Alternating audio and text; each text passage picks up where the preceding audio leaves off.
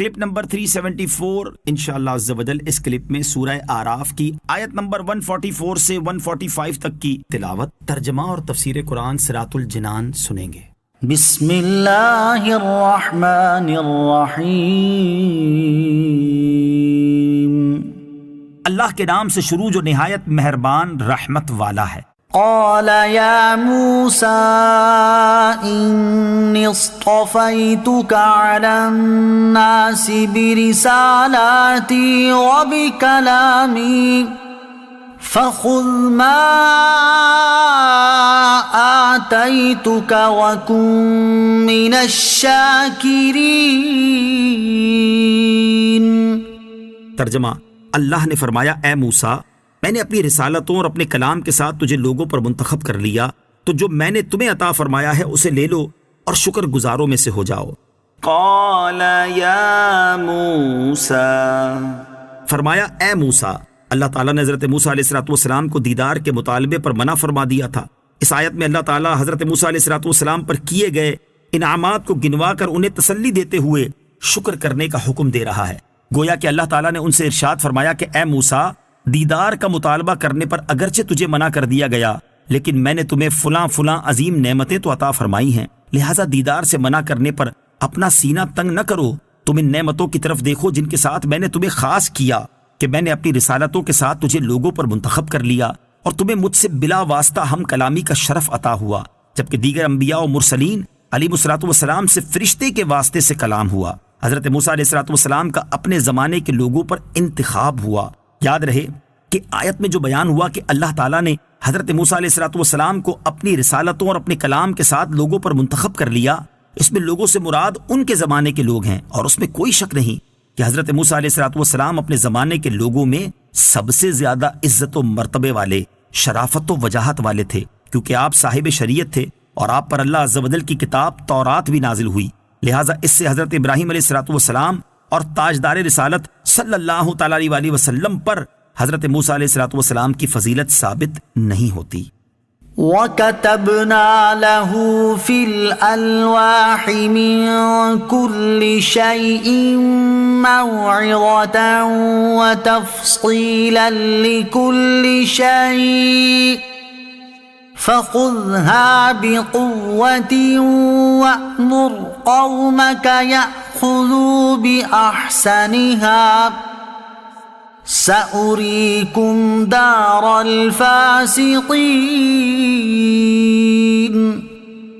ترجمہ، اور ہم نے اس کے لیے تورات تختیوں میں ہر چیز کی نصیحت اور ہر چیز کی تفصیل لکھ دی، اور فرمایا اسے مضبوطی سے پکڑ لو اور اپنی قوم کو حکم دو کہ وہ اس کی اچھی باتیں اختیار کریں، ان قریب میں تمہیں نافرمانوں کا گھر دکھاؤں گا۔ وَكَتَبْنَا لَهُ فِي الْأَلْوَاحِ، اور ہم نے اس کے لیے تختیوں میں لکھ دی۔ حضرت عبداللہ ابن عباس رضی اللہ تعالیٰ عنہ فرماتے ہیں الواح یعنی تختیوں سے مراد تورات کی تختیاں ہیں، اور آیت کا معنی یہ ہے کہ ہم نے حضرت موسیٰ علیہ السلام کے لیے تورات کو تختیوں میں لکھ دیا۔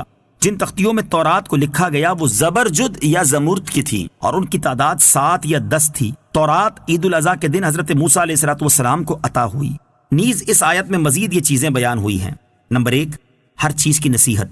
اس سے مراد یہ ہے کہ حضرت موسیٰ علیہ السلام اور ان کی قوم کو اپنے دین میں حلال، حرام اور اچھی بری چیزوں سے متعلق جن احکام کی ضرورت تھی وہ سب تورات میں لکھی ہوئی تھی۔ نمبر 2، ہر چیز کی تفصیل۔ اس کا معنی یہ ہے کہ بنی اسرائیل کو جتنے احکام شریعہ دیے گئے تھے تورات میں ان تمام احکام کی تفصیل لکھ دی تھی۔ نمبر 3، تورات کو مضبوطی سے پکڑنا۔ قوت اور مضبوطی سے پکڑنے کا مطلب یہ ہے کہ بڑی کوشش، چستی، ہوشیاری اور شوق سے اس میں موجود احکام پر عمل کرنے کا عزم کر کے اس کو ہاتھ میں لو۔ نوٹ یاد رہے کہ اس میں خطاب اگرچہ حضرت موسیٰ علیہ السلام سے ہے، لیکن اس سے مراد آپ کے ساتھ آپ کی قوم بھی ہے۔ نمبر 4، تورات کی اچھی باتیں اختیار کرنے کا حکم دینا۔ اس کا معنی یہ ہے کہ تورات میں جو احکام مذکور ہیں ان میں سے جو زیادہ بہتر ہوا انہیں اختیار کرنے کا حکم دو، کیونکہ تورات میں عزیمت اور رخصت، جائز اور مستحب امور کا بھی ذکر ہے۔ عزیمت پر عمل کرنا رخصت پر عمل کرنے کے مقابلے میں بہتر ہے۔ ایک قول یہ ہے کہ تورات میں امر و نہی کا بیان ہے، تو جس کام کے کرنے کا حکم دیا گیا ہے اسے کرنے، اور جس سے منع کیا گیا ہے اس سے رک جانے کا حکم دو۔ اور ایک قول یہ ہے کہ تورات میں فرائض، نوافل اور مباح کاموں کے احکام ہیں۔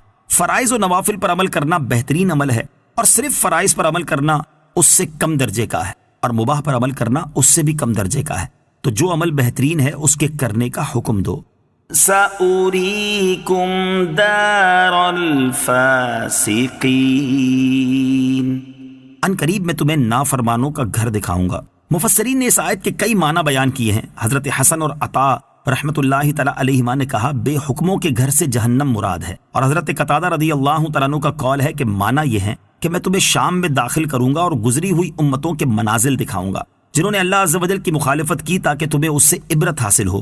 اور عطیہ عوفی کا قول ہے کہ دار الفاسقین سے فرعون اور اس کی قوم کے مکانات مراد ہیں جو مصر میں ہیں، اور مفسر سدی کا قول ہے کہ اس سے منازل کفار مراد ہیں۔